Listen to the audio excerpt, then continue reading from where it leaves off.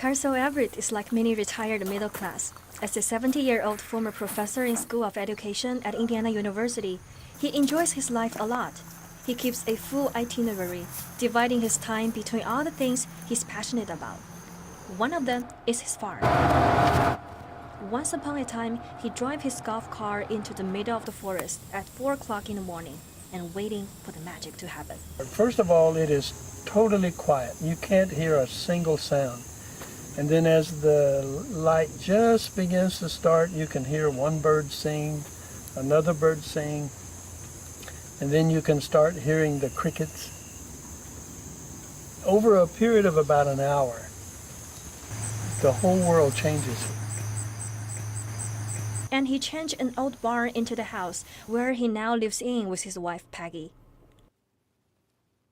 This is how I first saw the barn 40-something years ago, some 12 years before I ever even moved to Bloomington. When I first started doing it, and my colleagues at the university, and I told them I was going to live in a barn, you can't imagine the looks I got. Seems like a perfect house now. Carthell always tells people he is still working on that. There's more about him. If he invites you to come in on a normal Friday night, you will find there's a party going on. People come and go as they want. They share food. By the way, I cooked the rice. So I contributed to the dinner. Talk with each other using different languages. In English, okay? They come from different culture. There's a soup team. That's what I came to get. But they all have the same parents or grandparents. This is a grandma hug, okay? Yeah. Carthell and Peggy.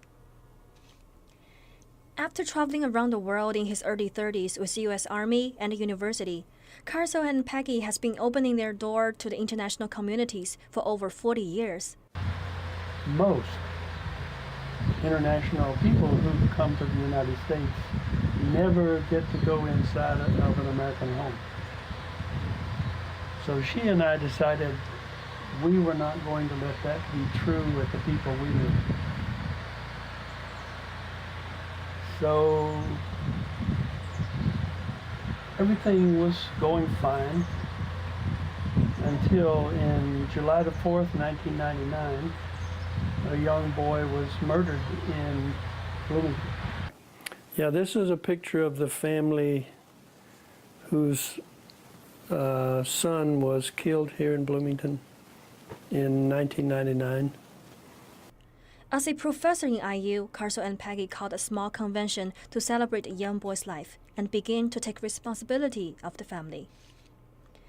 Decade after decade, Carthell and Peggy became American parents and grandparents to over 3,000 international students and visiting scholars. Every Friday night, people come to the farm and cook. It's like family union. Carthell holds the Bible study group while Peggy is sitting in the room taking care of the children.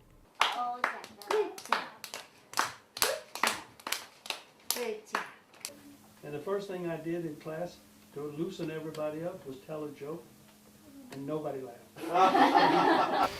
I think a lot of people are intimidated. They do not want to do anything to offend someone from another culture. I believe that many Americans have that desire. But the important thing, there's only one word that you need to be concerned about, and that's love. Just love each other. What is this? This is you. This is me? Yeah. Believing they are living in the dream, Carthell says he and Peggy are so blessed to have such a wonderful retired life with all the people they love surrounded.